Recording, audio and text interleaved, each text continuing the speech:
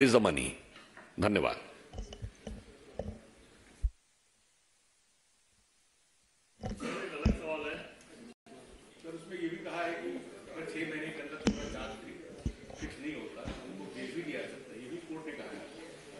तो अभी तो जांच चल रही है, जांच जैसे जैसे आगे बढ़ेगी तथ्य सामने आते जाएंगे। सर,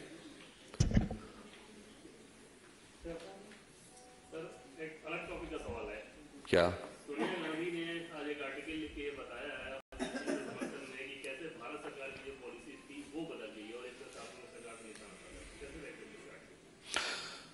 देखिए, हम सिर्फ इतना कहना चाहते हैं कि आतंकवाद और अंतर्राष्ट्रीय नीति पर राजनीति नहीं, राष्ट्रनीति होनी चाहिए।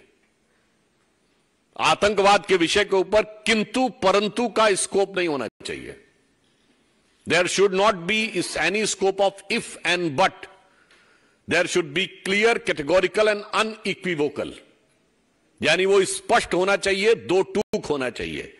और यह दुखद बात है कि कांग्रेस पार्टी जिस प्रकार की नीति एडॉप्ट कर रही है इस मौके के ऊपर, वो भारत की प्रतिष्ठा और गरिमा के अनुरूप न होकर क्षुद्र वोट बैंक की राजनीति से प्रेरित है। मैं उन्हें याद दिलाना चाहता हूं कि इजराइल के साथ राजनीतिक संबंधों की शुरुआत स्वर्गीय राजीव गांधी जी के समय में इसकी भूमिका बनाई गई और 1992 में पीवी नरसिम्हा राव के समय में भारत ने स्थापित राजनीतिक संबंध बनाए।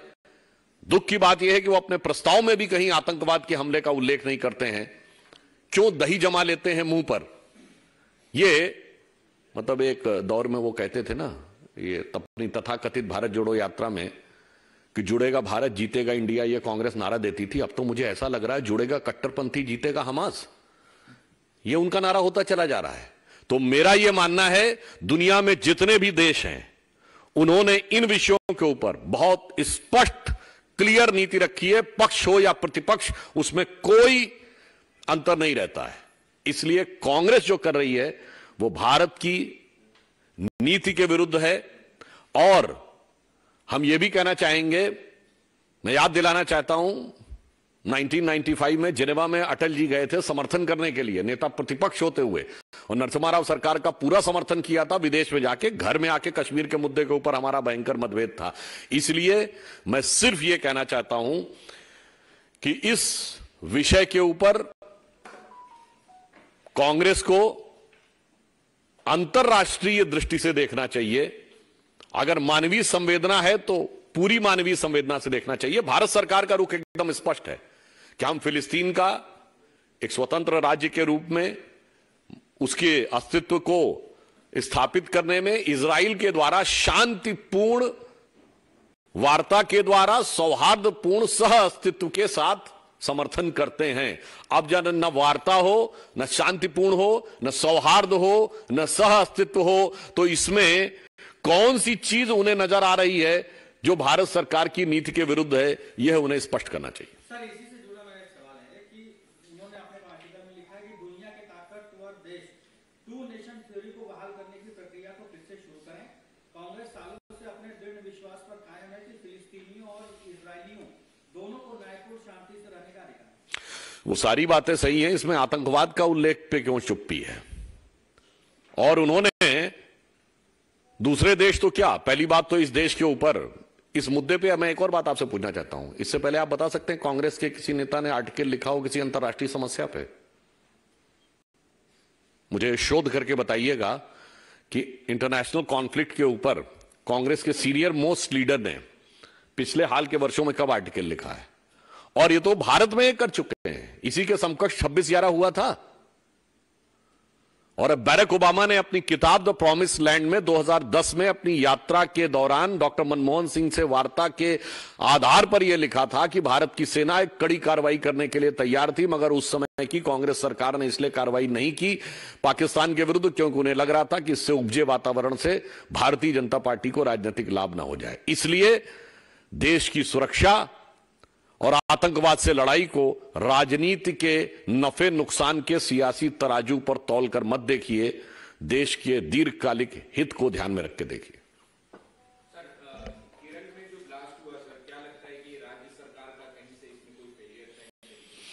देखिए, मैं पुनः कह रहा हूं कि आतंकवाद को लेकर किसी भी प्रकार का किंतु परंतु राजनीतिक दलों में नहीं होना चाहिए। आतंकवाद पर राजनीति नहीं, राष्ट्रनीति होनी चाहिए। जांच की प्रक्रिया शुरू हुई है और उसके द्वारा यह बात सामने आएगी। परंतु मैं यह भी कहना चाहता हूं, आतंकवाद को किसी भी प्रकार का व्यवहारिक नहीं, नैतिक समर्थन देना भी, प्रत्यक्ष नहीं परोक्ष रूप से देना भी, किंतु परंतु कहकर देना भी मेरे विचार से मानवता के लिए भी घातक है, राष्ट्र की सुरक्षा के लिए भी घातक और संवेदनशील है। ये महाराष्ट्र में जो मराठा रिजर्वेशन के लिए आंदोलन चल रहा है, उसमें जगह जगह जो सांसद है उनका विरोध किया जा रहा है और एक सांसद शिवसेना के उन्होंने इसी दबाव में कल इस्तीफा देने का ऐलान कर दिया। तो कैसे बाहर आएंगे इससे, कैसे? उस विषय पे महाराष्ट्र की सरकार पूरी संवेदनशीलता और सजगता के साथ उस विषय के ऊपर ध्यान भी रख रही है और उपयुक्त कार्रवाई कर रही है।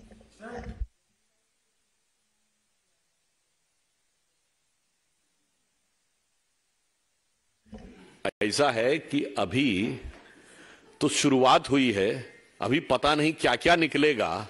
इस्तीफे से पहले तो उनके 3 लोग तो जा चुके, तो धीरे धीरे मोहब्बत करेगी असर, धीरे धीरे वाली बात है। देखिए पहले कौन गए, मंत्री, फिर एक स्टेप ऊपर गए, कौन गया, डिप्टी सीएम, मतलब सत्येंद्र जैन जी मंत्री थे, फिर उप मुख्यमंत्री जी गए मनीष सिसोदिया जी, फिर संजय सिंह सांसद नहीं थे, संसदीय दल के नेता थे तो leader of the parliamentary party थे।